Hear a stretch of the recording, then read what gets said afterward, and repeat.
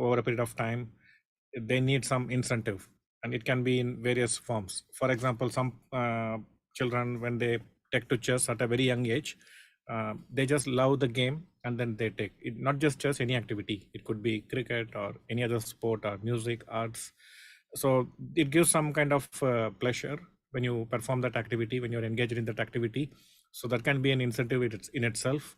Some are very ambitious. They want to be the best in that whatever arena they have chosen. So they're very ambitious. That keeps them going. And for others, the prospects of getting a good job, for example, in education, people want to do some research, or if you want to enter the medical service, you want to serve the people who are sick. So it can be any activity, any incentive, and money is a form of incentive, a very attractive form of incentive, and this can keep many players engaged with the game, or to also get new people coming into chess. So from that sense, I'm really happy with your initiative. And what was the other one? Sir, would love to get a brief background. I think we all know about, you, but I think it would be great to hear a little bit more about what you are doing recently and a little bit about your background as well for everyone's, because there are a lot of players who are new to chess here, who Yes, have I understand. started playing chess for the first time in this tournament itself. Okay. So I think that would help a lot. Fine. So, like most kids in India, I was also keen on playing cricket when I was young. I was crazy about cricket, and I was born in '76. So, in 1983, we won the World Cup. So you can see the age and where my influence comes from. So I was very keen on playing cricket. I went to YMCA. I was learning the game professionally. I was undergoing training in cricket, and in '88. Vishwanathan Anand became Grandmaster. I believe like 88 December or January 89 something around this point. And coincidentally at that point I also had a head injury from playing cricket. And so I was looking for a safer alternative, and this became a good excuse for me to come to chess. That's how I came to chess. And also my elder brother Prakash, he was also a very strong player even by then, but I was not very keen till that point. And then I made the shift from cricket to chess. So that's the background. And then I got good results from a very young age. So I was already like 12 years old at that time, so which is quite late by today's standards. But I'm happy to know that many of you are playing chess for the first time in tournament at this age, so doesn't look as bad. Then I got good results playing in nationals and state championship. I won the Tamil Nadu state under 18 3 times, junior title 3 times, national under 18 2 times, and so on. So success came quite early, and then I became an international master. And around this point, I was trying to become a grandmaster in chess, and I understood that there were many challenges I had to face. And as a player, I had many doubts. I was not knowing whether I'm going in the right direction, doing the right things. And there was no guidance available because back then India did not have the coaching culture. So everyone was a player themselves, and we had to rely on advice from the senior players. And they were also finding solutions only by trial and error. So most of us were not clear what we were doing is right or wrong, the basic things. And then I started working with some players, and many of them made quick progress. My first student was my wife, RB Ramaswamy, and she won the world under 18 championship within 1 year of us working together. So that was a very big result for Indian chess, because we got a world title, probably the second or third for us. So it is quite rare back then. And it also inspired a lot of players. It gave a lot of hope to Indian players that we can win international titles at the world level. And then I started working, more players started approaching me to be their trainer. And then that's how the migration happened from being a player to trainer. That's a very good story. So just to mention, I started playing chess when I was already 18. So 12 is not so bad. Yeah. Yeah, good to know that. Yeah. So everyone, firstly, a huge welcome to Chess Masterclass with Ramesh Sir an exclusive masterclass for the participants of Chess Masters Premier League 2023, which is an inter-college online chess tournament hosted by Chess Club IIT Kanpur in collaboration with chesslers.com, with chess learning partner Chess Mood and Chess Goodies partner Paramount Deals. Sir, a huge welcome to you as well. We welcome you. We would definitely love you to have you once at our campus at IIT Kanpur as well. Probably next time. Yeah. This time I couldn't make it. We really would have loved visiting campus. Sure. Okay, so would you like me to show some? Yes, sir. Pictures? Yes, Sure, sir. sir. We can Whatever is start. comfortable. Yes.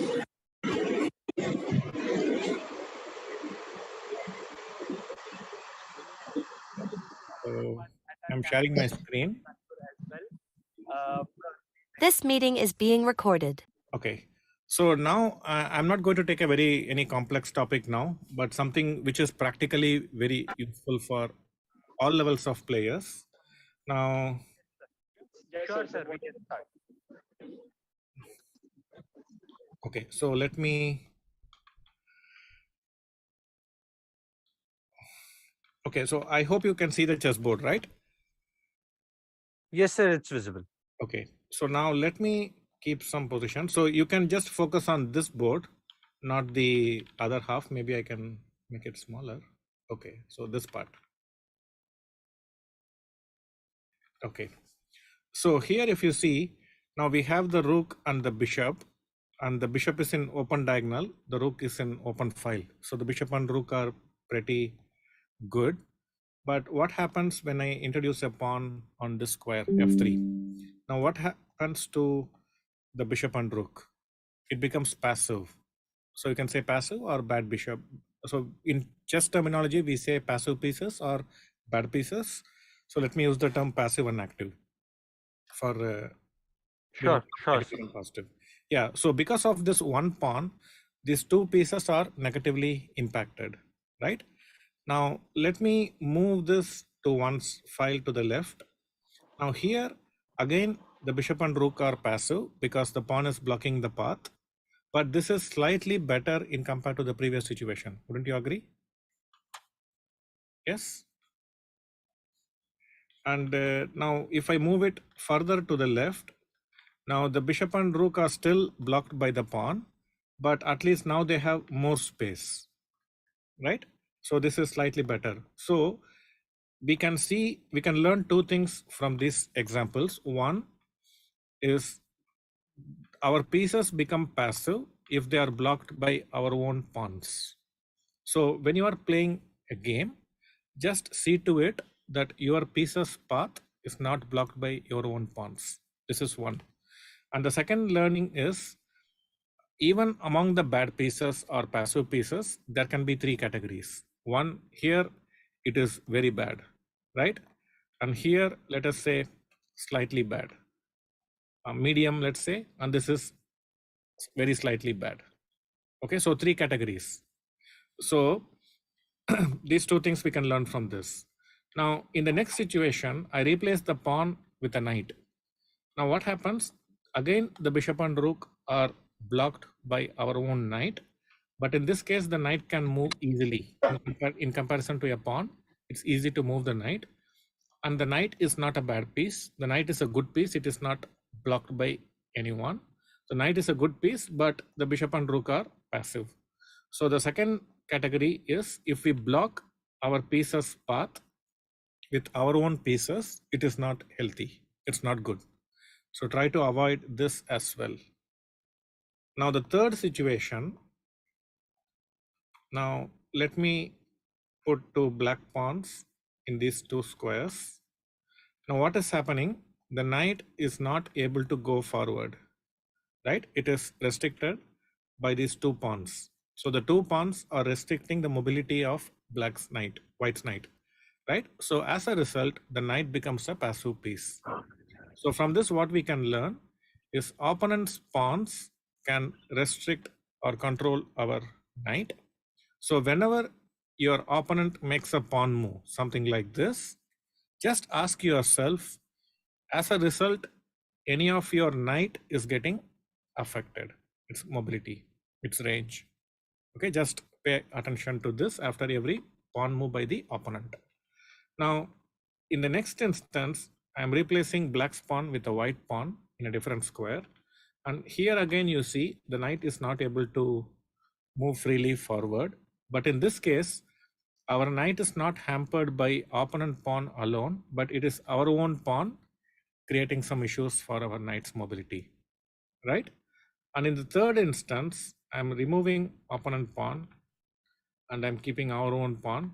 And here again, you see the knight's mobility is restricted, but here it is our own pawn being the culprit. So the broad lesson is a knight can become a bad knight or a passive knight, either because of our own pawns or because of opponent pawns or in combination. Got it? So the knight usually gets restricted by pawns. So we have to keep our knights in a manner where it is not restricted by either our or our opponent pawns. So this is the other factor. Now let us take this instance. Now here the knight is attacking the pawn and the black knight is defending the pawn, right? So one is playing an attacking role, the other is playing a defensive role. So in chess, generally, the pieces that play the attacking role are considered active, and the pieces that play a defensive role are considered passive. Okay, so generally, we have to keep our pieces active as possible and not give them defensive roles. So generally, defensive pieces are passive. So I've given 4 examples. 1, don't block our own piece with our pawns. Second, don't block our own pieces with our own pieces.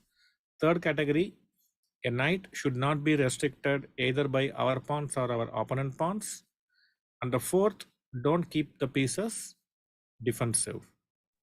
Okay, and final one. Now let me add few more pieces. So if you see the black pieces, they are defending the pawn, passive. White pieces attacking the pawn, active. Now let me add one more unit. So the white pieces are all active. Black pieces, they are all passive. Now let's say black to play and black plays this pawn move. Now what happens? The 3 pieces, they all become passive just because of one pawn move. Can you agree that now these pieces don't look as good as before when the pawn was on d7? Right? You can feel that, right? You can sense it. Why? So from this we can learn one principle, which is if your piece is attacking a pawn, so the white pieces are attacking a pawn, and the attacked pawn is defended by a pawn, then the attacking pieces become passive. So you see, for no fault of us, our good pieces, they become bad pieces, right? Because of a pawn move. So we have to pay attention to this as well. So here I have explained how to identify passive pieces. Okay, so in the opening, what we generally have to do, we have to develop our pieces as quickly as possible.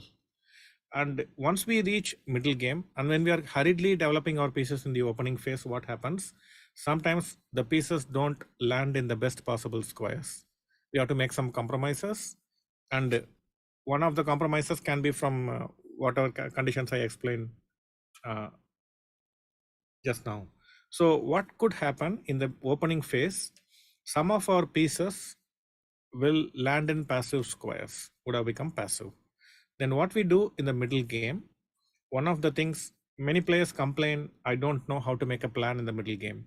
So it's a common complaint with many players. So my suggestion would be, you don't have to make any plans in the middle game. Instead, you can simply identify a bad piece in a position and improve it.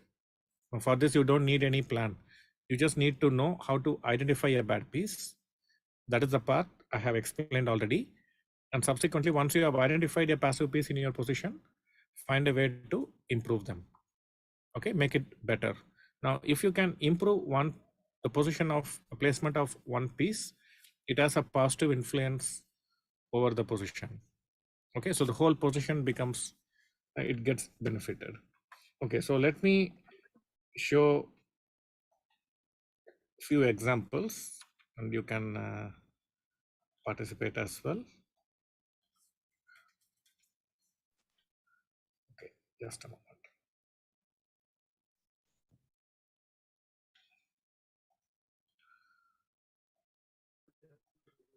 Okay, someone has drawn all this stuff.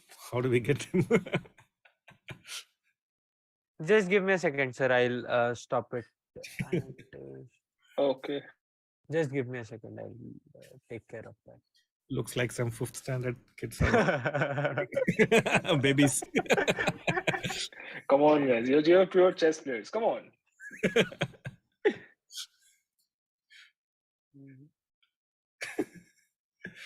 Okay. Sir, I guess they should not be able to do that now. I'll check one second. What baby is doing this is fine. No issues. Okay. So now let me give few examples and you can have a look at the position and tell me from Black's perspective, which is the worst piece. So we call it as improving the worst piece. So when you are playing in a game, in any tournament or casually, just keep asking yourself, do I have a bad piece? And if you can identify, then can I do something about it? You can mention in the chat which piece you think is not so good for Black.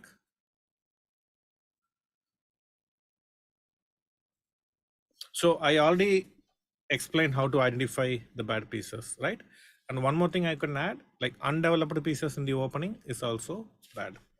Okay, so the rook is the bad piece. Why? Because it is not developed, right? So it is still in the initial square. It is not yet developed.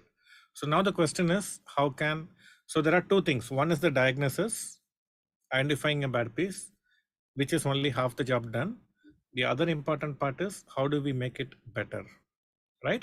So we have to consider all the squares which the rook can move, right? The rook can move to various squares.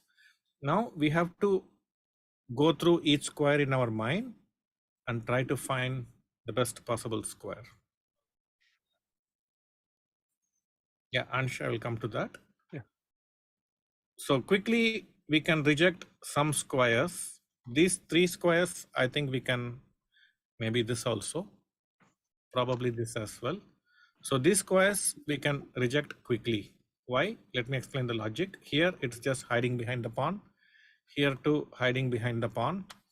And if you come rook c8, the bishop is controlling the square. Someone suggested rook c8 in the chat, but it is controlled by the bishop. So this is not possible as well. So we can eliminate these 3 squares using logic, right? And this and this, they look passive, right? They don't seem to have much future. So the squares that remain are 1, 2, and 3. So if you see what I am doing, how my mind is working, there is some logical thinking involved, right? I am seeing certain possibilities, and when there are many possibilities, I am not losing heart. For many players, they can get scared. They may say, oh my God, I have to analyze so much, right? It can be overwhelming for some, but I don't get overwhelmed when the amount of work I have to do is on the higher side. Okay, so when you know you can do many things, you have to be actually happy because you're not in a position where everything is bad. That's a worse place to be in, isn't it? Yep. So we have these 3 possibilities. Now choose one square. Yeah, so many of you got it right. So the rook should go here. So what we did here is we simply identified, asked ourselves, which is the bad piece in my position, who is not contributing, and then I'm finding a way to improve him. Now what can the rook do from this point? One, the rook can go here and put more pressure on this backward weak pawn. This is a possibility. The second, it is also keeping an additional pressure, an eye on the king side h5 weak pawn as well. So it's a multi-purpose move. Generally, the strong players, they prefer to play moves which give them more possibilities, more options, multiple ideas, rather than playing one move with one idea. Okay, but at the lower level, generally the players prefer to play one move with one idea, keeping things as simple as possible. So this is also something you need to take note of and make appropriate change in your mind. Okay, so in the game h6 happened. So one of you asked, should white not worry about black not worry about white's h6 move, because it is undermining the pawn support to the knight and also trying to weaken the king position. So how can we react here as black?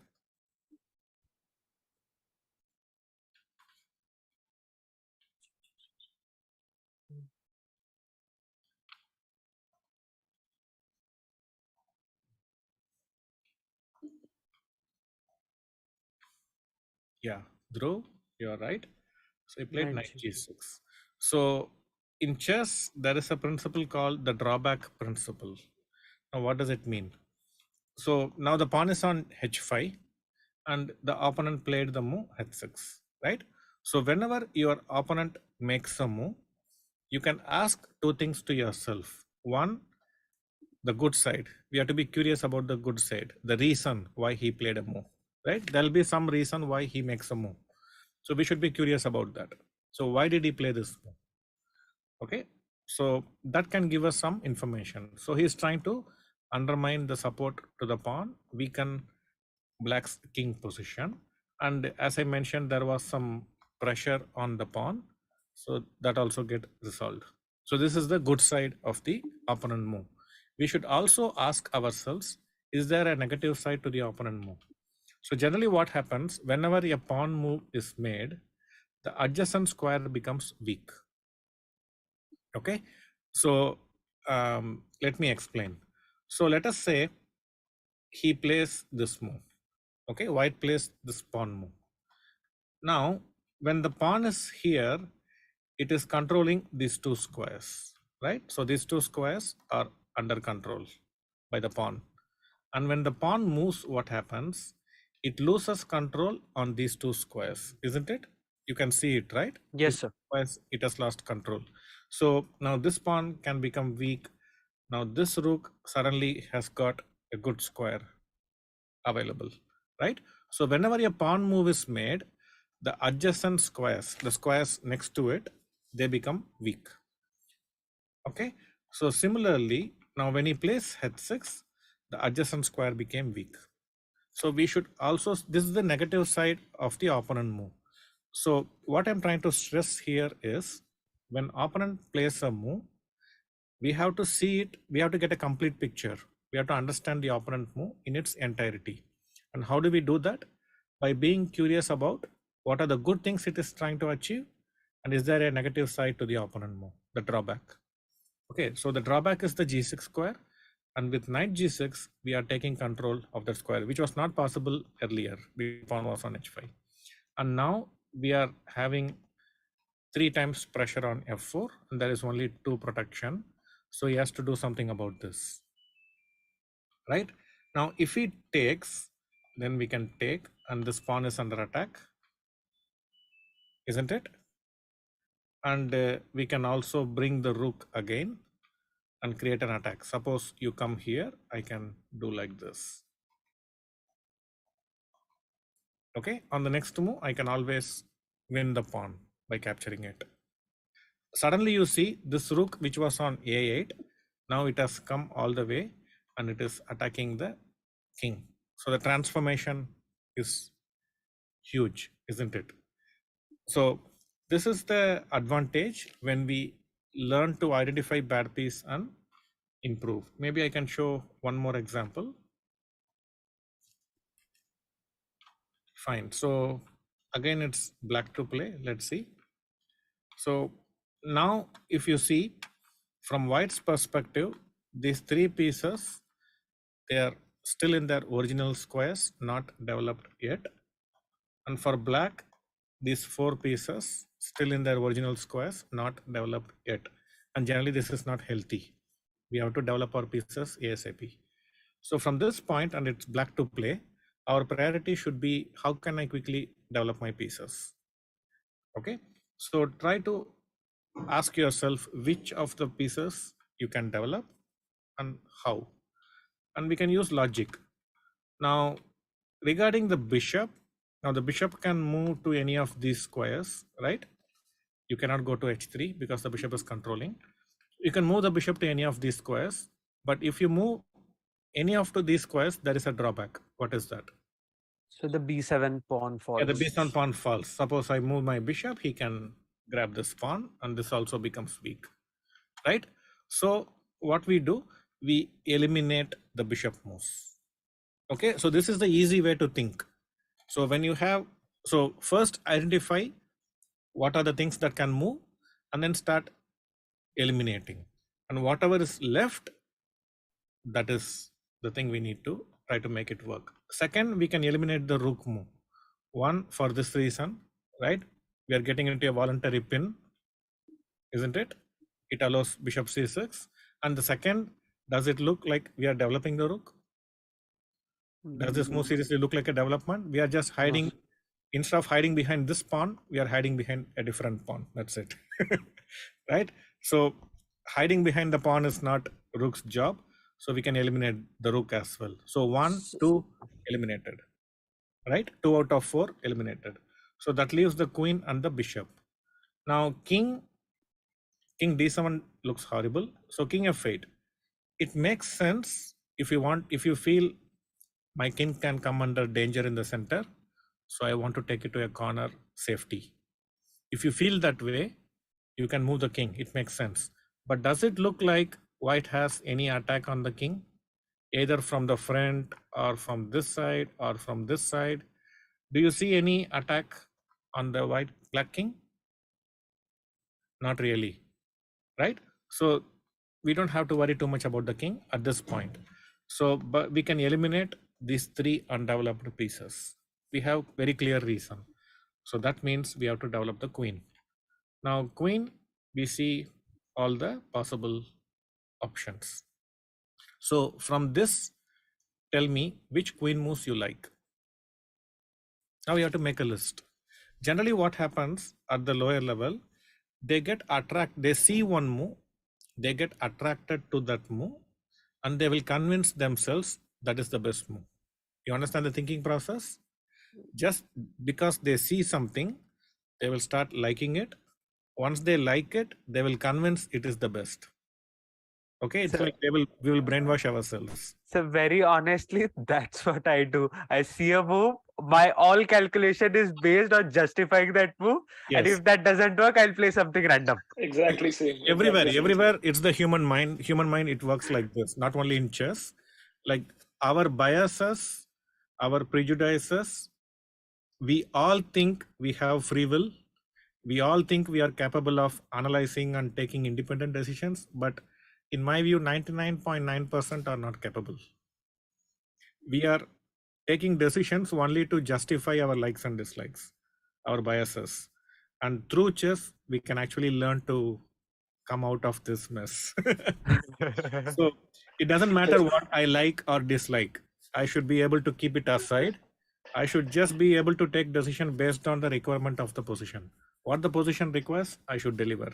Even what I deliver doesn't like. You can imagine like what a chef has to do or what a server in a restaurant has to do, right? He gives a big menu to the customer, maybe let's say 5-page menu, and it will have all kinds of dishes, but the server or the chef may not like all the dishes, right? He may like some of them, he may not like some of them. He will have his own preferences. But when the customer says, give me ABC, you just have to give ABC. It doesn't matter whether the chef or the server likes ABC or not, right? He cannot say, I don't like B, so you better take F. So there, whatever the customer wants, the server or the chef has to deliver. Similarly, in chess, whatever the position demands, we should learn to deliver, not what we like or dislike. Okay. Sir, in the chat, there is one question, not a question, basically a session. Bhardwaj Jampu from IIT Kanpur itself, he is the captain of our team. He has written that Queen C7, Bishop E6, and then castles looks like the best possible way to complete development. But after that, he has also done only problem with queen c7, d4, bishop f4 will come with a tempo. Better Yes. to keep the king in the center, play queen c7, bishop e6, and rook d8 instead of long castles. Yes, yes. I saw the message.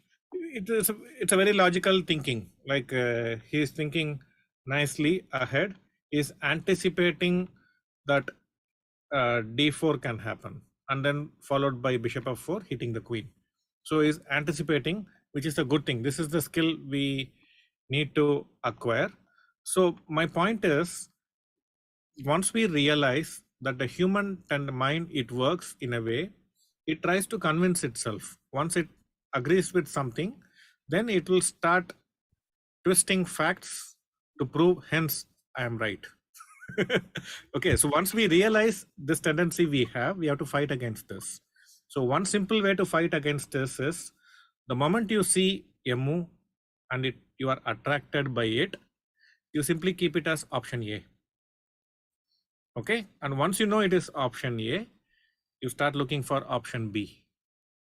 And once you find option B, you start looking for option C. And then you start looking for option D. So here what we are doing, we are searching for possibilities. Okay, so this searching quality is very important in chess. You force yourself to keep searching, and then you will reach a point where I've exhausted everything. I can't come up with option C. Only option A and B I can see. So now you have two options, and then you come up with some logic to convince which one is good or bad. So in the game, queen went to A5. So the logic is, why we wanted to put the queen here, because we wanted to support the pawn so the bishop can go out somewhere, right? That's why we wanted to put the queen here. But this is a defensive role, and we already saw the bishop can come with tempo. So for this reason, he plays queen a5. Now it's like he's interested in this pawn, but I don't think he's really interested in the pawn. Now we are again not able to develop the bishop because the pawn is hanging. Now he put the queen here. Now this looks very harmless, but it has a very serious threat. The queen is coming here, and if the bishop moves, queen checkmate. It's a checkmate. So suddenly you see the queen took a commanding post on the king's side, and there is a serious threat here. And more importantly, the character of the position has changed drastically. And in the game, he played this to give himself a square. He played here, here, now g5, and he lost very quickly. The next move is this, followed by checkmate. Wow. And he could not come up with a defense. He played here, and he resigned. So quickly, the game finished in black's favor because of this idea. And this is a very powerful idea. There's no good defense available.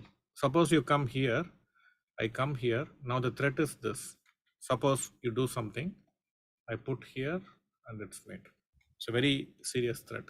So just by improving one piece, we could create so much problems for the opponent. Okay, so I explained how to identify passive pieces and how to improve them.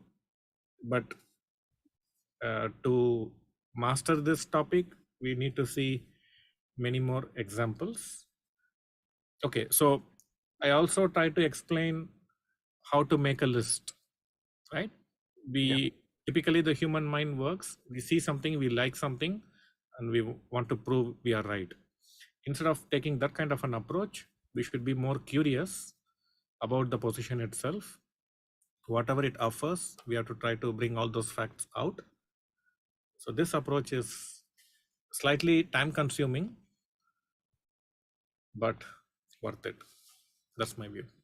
Okay, so maybe I can take some questions. Yes, Yes, sir, sure. definitely. So before we go ahead with the questions, actually, we have our alumnus, and the founder of Chess Club IIT Kanpur. He has texted me, great. Once I did an online session with sir and instantly improved my puzzle rating score on chess.com by a couple of 100 points. So have fun, everyone. Thank you. Okay. So, sir, firstly, I have one question, not onto the session, but a general question. For example, what you currently see in India, you yourself are the coach of Prag, and we have Gukesh, we have Nihal, we have Arjun, and we also have Ronak. 5 players. Is this the dream Olympiad team that you will coach next time for the gold? First, and secondly, yesterday we asked Gukesh about how the camaraderie is, how they are friends as well, but as well as rivals on the board. So your thoughts on it? Okay, so regarding me being the coach for the next Olympiad, I very much doubt it. I have already informed the federation that I would not want to be coach for the Indian team anymore, kind of retiring from that job. There are many other capable coaches out there, so I'm sure they will take good care of the team. And the second part, yes, the 5 names you mentioned, they are all still in their teens, and they are good friends with each other. But in the last 1 year, especially after the lockdown, especially in the last 2022 and the 2023, what we have seen so far, it is gradually becoming rivalry as well, intense rivalry as well. And since the rating is going up steadily, and they cannot play in open tournaments, so they have to play more in invitation closed tournaments where the number of participants is very limited. So under the circumstances, most of the tournaments are happening in Europe, and the organizers, they are becoming very choosy. So some of the players are not getting the invitation. All the 5 definitely are not going to get invitation in these tournaments. So someone is going to pay the price.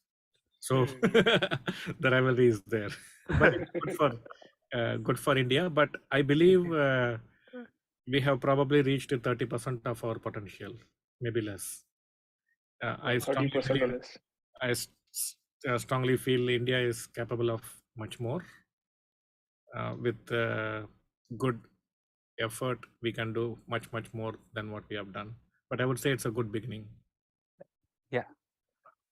So, sir, the first question for you that we have from our participants, we have Arkodipto Datta. He's the captain of BITS Hyderabad campus, and he's a big fan of yours. And he literally troubled me that he wants to ask you something. So here it is, Arkodipto. Yeah, thank you. Thank you for giving me this opportunity. Good evening, sir. I am Arkodipto. As Prem mentioned, I am the captain of BITS Hyderabad chess team. I would first of all like to thank you for whatever you are doing for Indian chess and raising all these talents. First you raised Pragnananda, now you are working with, I guess, Ilam Parthi. He is also improving at rapid pace.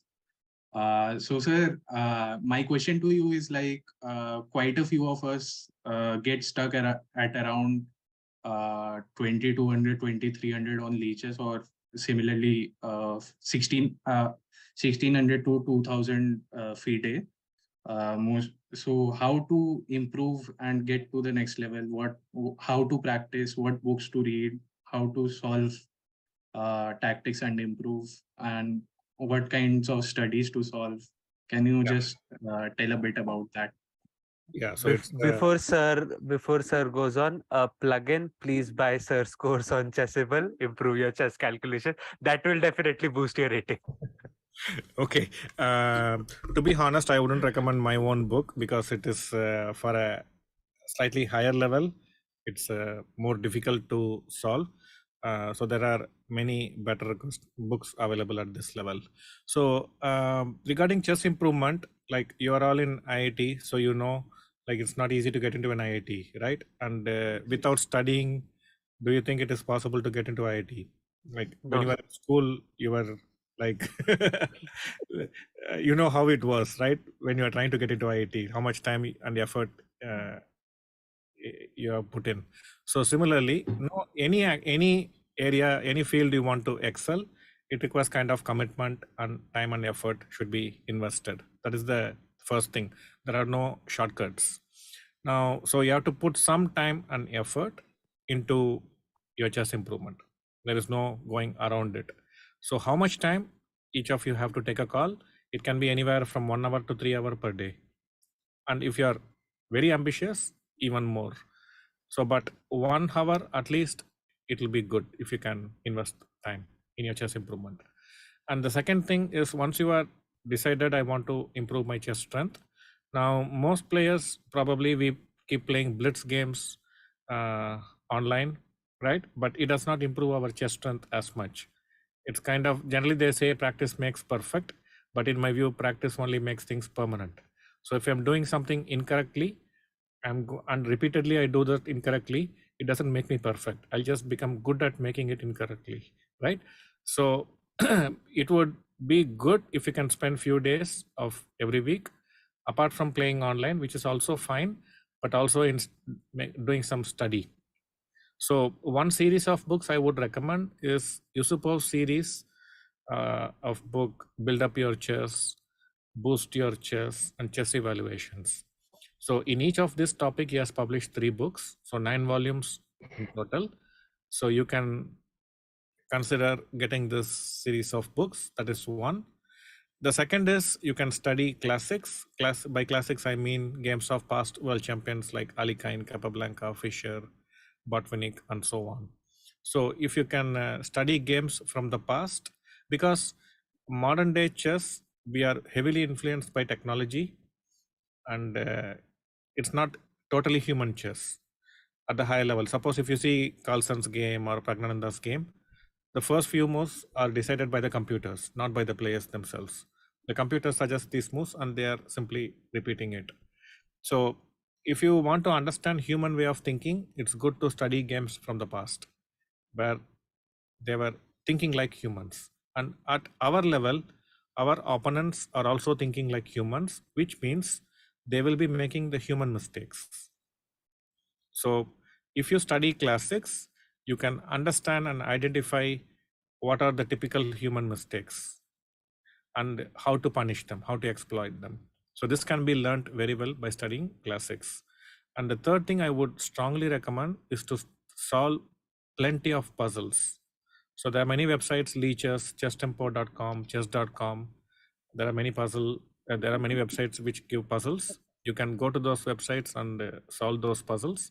But while solving puzzles, my suggestion, don't move pieces while solving.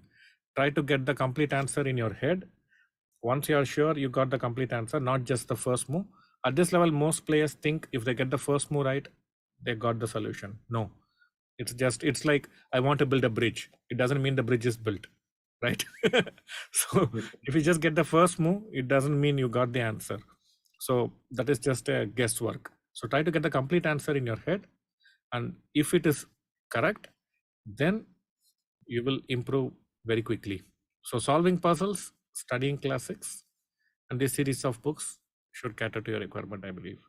Sir, can you elaborate a bit about how to study, like how should I approach while studying a World Champions game? Okay, so when you are trying to study, let's say, a World Champions game, so first thing is you have to be curious. Now, you should not think, if I see this game, I will improve. No, just seeing games will only give you knowledge. Now, knowledge is not sufficient in itself. It is like books in a library. Okay, you may have many books, but if you don't read any of these books, you don't get any benefit out of it. So just seeing games is not very helpful. It just gives us some knowledge, some information. So it's very important to study. So analyze. So you have to contemplate, you have to think how these decisions are taken, what is the logic behind the decisions. So my suggestion would be, you can keep, if you are studying, let's say, Alikhine's games, then you can say every day I'm going to see 3 Alekhine games. And for 1 month, if you see 3 Alekhine games every day, you'd have seen close to 100 Alekhine games in a month. And next month, you can take another player, maybe Fischer, and see 3 games of Fischer every day. So 100 games of Fischer. So like this, you can keep moving from one player to another, and watch out for how they are taking decisions, how they are thinking. Are they taking risk or they are not taking risk, and how much they are calculating. Observe how they are managing time. Okay, from the classics, it's tough to get the information about the time management, but about the decisions, try to think. So my suggestion is, after, let's say, if you're taking a Fischer's game and you want to study that, put yourself in Fisher's shoes and try to find his moves. Maybe after move 5 or move 6, start finding the move yourself, like you are playing the game. And then when you come up with your move, okay, I would have played in this move in this position, then see what Fisher played in the same position. Now, if the moves are matching, you can move to the next move. But if the moves are not matching, instead of getting upset, you can ask yourself, okay, I know why I want to play my move. You have seen some good things. But what you should be curious is why Fisher played the move he played. He liked that move for some reasons, right? He considered that to be the best move for some reason. Now ask yourself what that reason could be, and try to give yourself 3 reasons why the move played by Fisher is better. Okay, you can say because of A, B, C, I think this move is good. So this way you are learning something, how Fisher is taking decision. So this is a very good way. You can replace Fisher with any name you want, any strong player. This is a very good way to see chess. So first put yourself in the player's situation, come up with a move, compare it with what was played. If it is not matching, try to come up with 2 or 3 reasons why the move played by the stronger player is better. This way you can improve very fast. Thank you, sir. Thanks a Thank lot you, for sir. the Just a explanation. small follow-up to him. For example, as you mentioned about class 6, just one question: how relevant is engine analysis for our level? Now, my suggestion to not get addicted to engine analysis at this level. So the engines, it gives you a feel-good factor like a drug, but it doesn't improve your health. Okay. Sir, a question related to this in the chat from DU, and I don't know what the real name is. At what point do you think it's important to start calculations? Calculation is like breathing, right? So which time of day we have to breathe? So throughout the day, as long as we are alive, right? So calculation is something like it goes throughout the game. Only how deep we have to see. In complicated situations, you try to go deeper. In simple situations, you don't go deeper. For example, the position in front of us, it doesn't look like an attacking position or anything, right? In initial position. But here also we are analyzing. We see this move, we see this move, and then we reject the bishop moves because the pawn is hanging, right? So this is also calculation. So this calculation you have to do throughout the game, but only the depth, how deep you have to go, how many branches you have to see, more complicated, more deep, less complicated, you just have to see 1.5 move ahead, sufficient. So next question we have is from Jampu Bharadwaj. He is a student of IIT Kanpur and the captain of IIT Kanpur chess team. Jampu, you can unmute and ask. Yeah, I have unmuted. Hello, sir. Good to have you with us. It's been a privilege experience, especially this position, which mesmerized me a little here. Queen A5, Queen H5. That's a beautiful maneuver, actually. So I have started my chess journey around 18 years of age as well. And over the past 10 years, my graph has been linear. And more or less, I have been a student of the game. And in over the past 2 years in our university, there is a huge chess boom. I feel that is going to take place. And not only in terms of organization of the events, the IIT Chess Club has been organizing great many events that has improved our quality and the enthusiasm. But to improve general quality of the game as well, we are having our own training sessions so that people get the best out of themselves. So my question to you is, when you have made this transition from a player to a teacher, so you must have had some motivation on why to take such a role and how it benefits the players around you, the energy, and overall we all love the game to great extent. We playing at this level. So how has that impacted you, and how has that made you as a better player, and in which aspects of the game have you improved further because of taking this role as a coach? Yeah, so there are many questions in this. One, why I wanted to become a trainer. I already explained, like when I was a player, I had many questions and there were not many answers available. And I understood that when I was interacting with my friends and other players, I noticed that everyone has these doubts like me. I'm not unique in that aspect. and they are all looking for good answers, good guidance, and which was not available. And when I got this first opportunity to work with RB Ramaswamy, and the very next year she became world under 18 champion.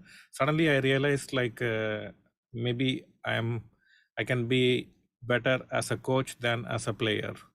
And then I started working with more players. Then I could see that it had a very positive impact on the player's strength. Just the feeling that someone is there caring for you, someone wants to help you, guide you, it gives a tremendous boost of confidence to the player. And if you can do a good job out of it, you can actually make a very good impact on the strength of the player and the confidence result. Everything gets positively impacted. So that's how I became a trainer. And I soon understood that I cannot be both a player and a trainer at the same time, because the amount of time I have to invest in making myself better as a trainer was huge, because I have to create my own material to teach, and I have to identify which topics I have to teach. So basically I was starting from a scratch. I had no experience or a manual to study and become a trainer. So I have to reinvent wheel, so to say. So I have to identify which topics I have to teach first. There are many topics and that can be taught. So which topic I should teach first, how I should teach, how I should show the examples, how I should explain a concept. So everything I had to invent. And I started working with more and more players, and then everything started falling in place. So now I have a lot of experience and I have everything in place. So it's very easy to do the job now than it was initially. And as I mentioned, it is very important to initially focus on calculation. So whatever level you are, if you want to have a good jump, if you can calculate 2-3 moves ahead what is going to happen in the future, if you can foresee it to some extent, then that makes a big impact. That's why I suggested study classics and also to solve puzzles. So solving puzzles is a very healthy way to improve your game. So how have you tuned your methods? So I give a lot of importance to psychology. So this, I think, is something very vastly neglected by trainers from the West. They don't give too much importance to psychology. But how I see is, when we play a move, it's not just a move. It is the consequence of a thought process. So you are thinking in a certain way and coming up with a certain move. So if I am not happy with the move, I should change the way I'm thinking. So I focus on the thinking process as a whole and try to help them make the necessary changes. And what are the most common habits that you see in top players like Gukesh, Pragyana, that your influence would have changed?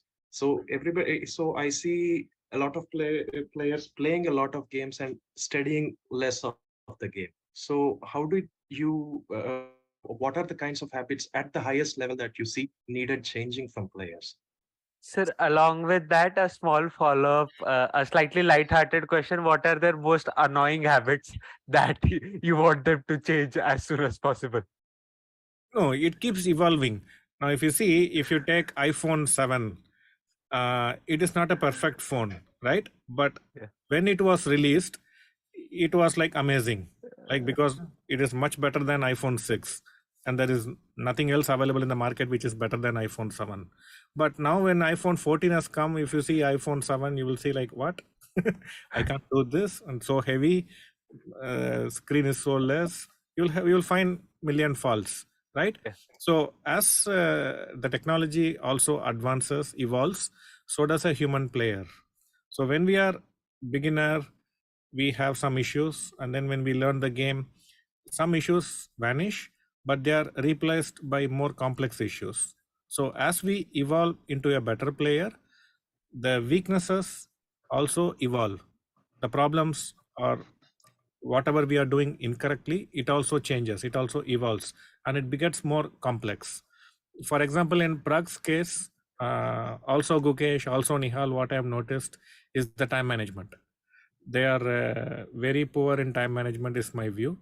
And they're also paying the price once in a while because of the poor time management. But when I discuss this with Prague, when I ask him like, why did you think so much for this particular move? And then his typical answer is he wants to be a perfectionist, try to play the best move and play it. And that requires a lot of effort.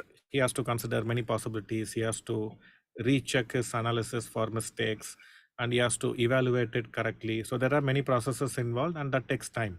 So if I'm going to try to speed up my decision making process, then either in the evaluation or in my analysis, I may have made some mistake, made some compromises. So I don't want to make that compromise, so I'm taking more time. So this is the explanation. So you see, the problem is quite complex. But what happens when they take too much time, get into time trouble? Inevitably, they are put in a position where they have less time to take decisions, and they want to play perfect chess. Now, with less time, you cannot play perfect chess, and they'll be forced to make compromises in the quality. So the challenge is to make how much compromise you can make in the quality before you become desperate. Right? When you had time on the clock, some compromise you have to make on the quality. At the same time, you don't compromise too much. And this is not an easy problem. No easy formula available for this. Sir, Yeah. we'll take a couple of questions more. Next, it's DU. I guess it should be Supriyo, but DU, please ask your question. And please, just restrict yourself to one question each. We have limited time with sir. Yeah. Okay, hello sir. So my name is Aditya. Sir, actually at my engage, I used to do coaching with the international master. So I and him used to sit together and practice together for a tournament example. So, but now due to COVID, after COVID, I I do all the time in online. So actually I'm addicted. Like I think that when I play board games, leeches, I get more practice. But when I go play tournament like in Delhi Open, I get so frustrated. I can't think long.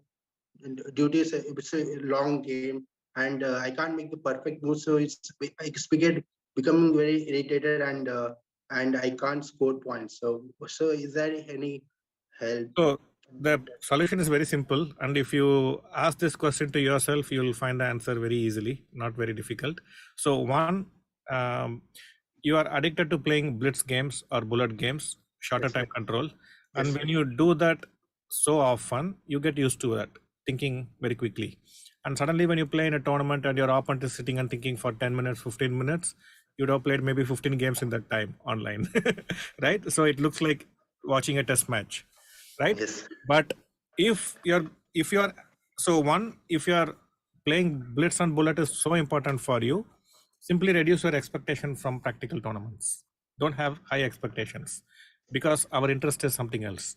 But no, actually, my interest is in classical tournament, but due to COVID, I can't play. I understand. Tournament, so, I was coming to that. So if that is not the case, you are playing blitz and bullet for fun, and your main interest is you want to do well in standard time control, then in standard time control should be your priority, and there you are given more time and you can think for as long as you want. You are given that liberty. So at home you have to teach yourself to think. Okay, so instead of playing a lot of bullet games, you can cut down on that. Maybe you can say every day I'll play maximum 3 to 5 games, not more. So you can reduce the shorter time control games, maybe play 15-minute game or a half an hour game, 1 game or 2 games per day. Or you don't even have to play. You can just take some book and study chess. So where you are forcing yourself to think and take decisions. So like Sir, a very similar question to this actually somebody has asked in the chat. That is, he's an intermediate level plus around $1,700, $1,800. Should he play more rapid games online, or should he spend more time studying tactics and puzzle solving them? Just a quick answer. Yeah, so when you play also you learn. When you solve puzzles, study chess also you learn. So if you are just having fun, whatever you like you can do, whatever makes you happy you can do. But if you want overall growth, you should not be doing only one activity. So you have to mix up. So some days you play games, some days you solve puzzles, some days you study classics. You have to mix.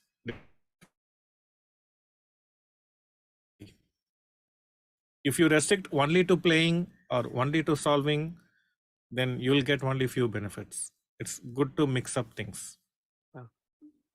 Next we have Shreyal. Shreyal, you can unmute and ask.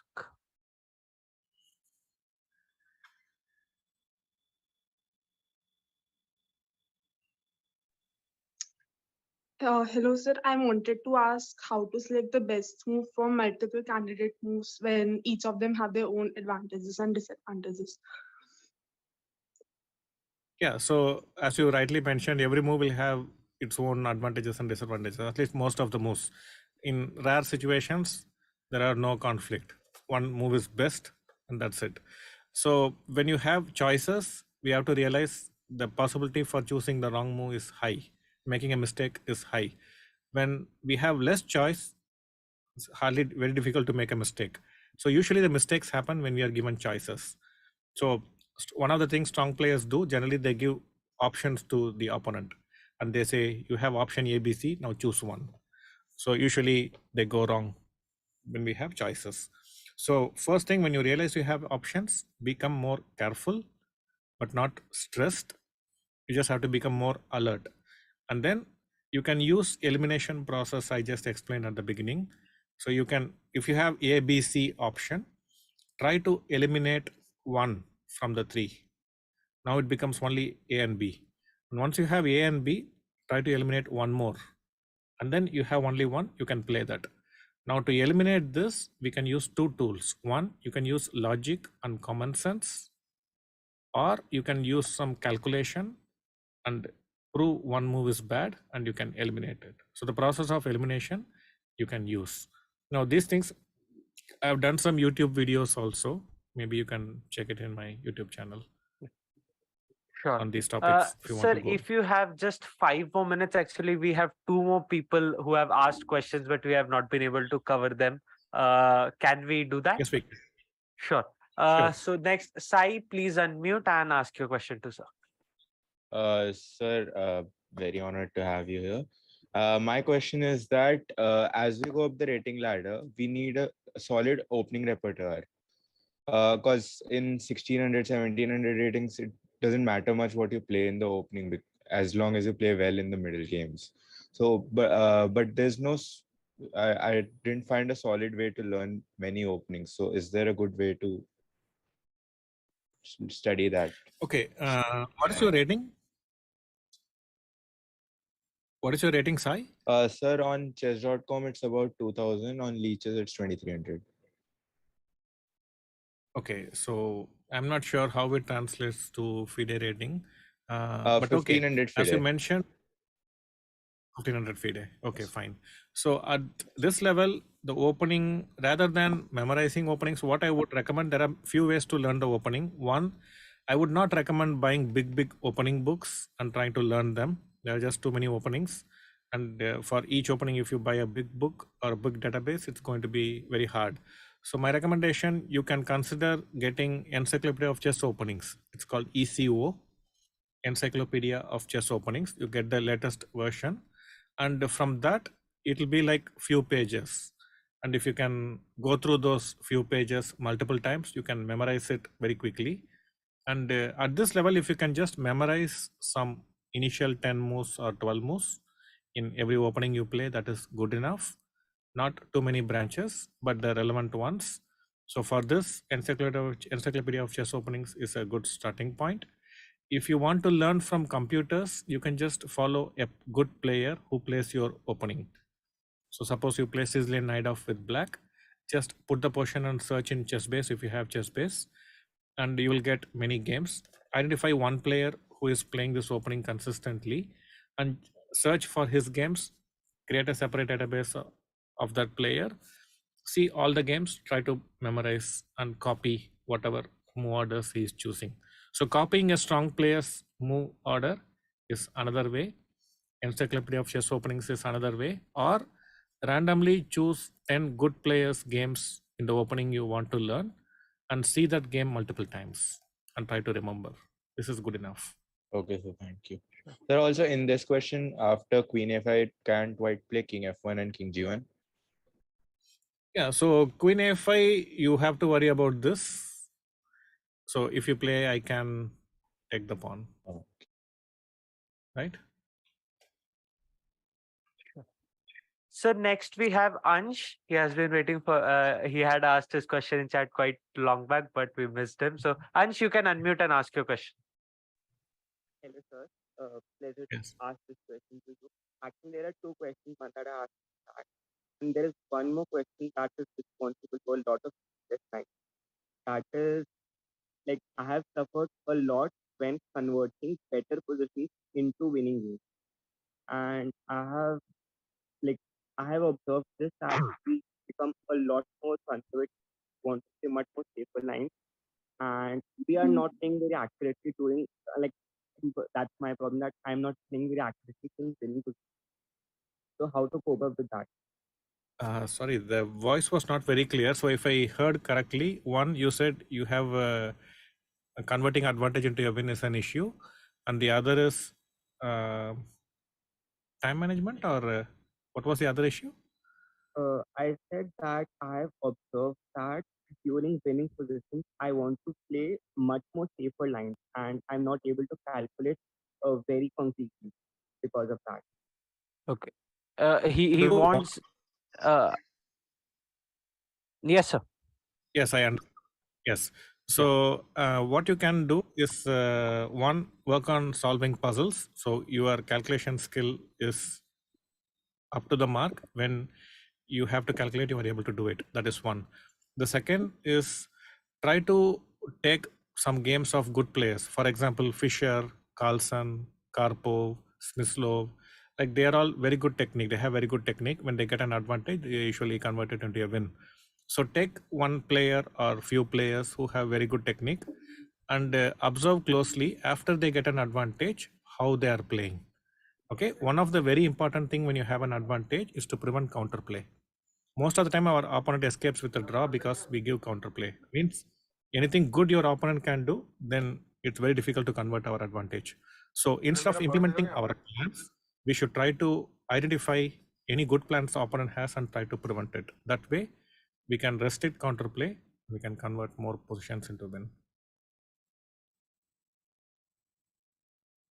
Great, sir. I think we're done with all the questions. Sir, I would request everyone, to turn on their videos. Just last question I have, Srijan. Okay, So, okay. Ramesh sir, which one is more special, 2014 Tromso or 2022 Chennai? 2014, I would say both are very special, but 2014 was the first time India got a medal in the Olympiad. So that is first time, it's always special. Sure. So I would request everyone to, turn on your videos. Prem, you were saying? No, just that's it. Amazing. Just 1 second. Let me remove the pin so that we can have the screenshot.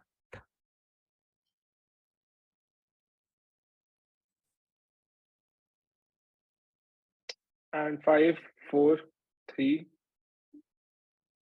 2, last call, 1. All right, we have the screenshot. Thank you so much, sir, for coming in today. We really appreciate all your time and what you're doing for the Indian chess and the global chess. It was really a great honor to have you here on our tournament. Prem, if anything you want to add here?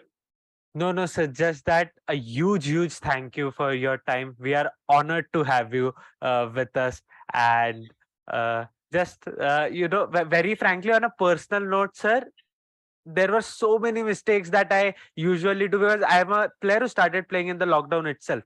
So all these mistakes I have been doing continuously for the past 2 years and have been stuck at a plateaued rating of, you can say, around 1800 on chess.com. So definitely I hope I'll improve after that. And so does everyone in all the participants. So huge thank you for your time. Yeah, thank you sir. for having the session. Yeah. Have a great future. Bye-bye. Thank you, sir. So that's a wrap, everyone. It was RB Ramesh Sir, the coach of Indian national chess team, who brought 2 medals, 2 Olympiad medals, and more than 100 medals at the World Championships on different age groups. So that's it for today. Do join us at 6:45 for Chess Masters Premier League Day 3, where 16 more teams battle it out to qualify for the knockouts. Let's see who becomes the chess masters for 2023, which is the best university, which is the best chess university. This is a battle for that with a whopping prize fund of 3.3 lakh rupees. A huge thanks to our sponsors as well, chessless.com, the co-organizers and the title sponsors, Chessmood, the chess learning partner, and Paramount is the chess goodies partner. That's a wrap. See you at 6:45.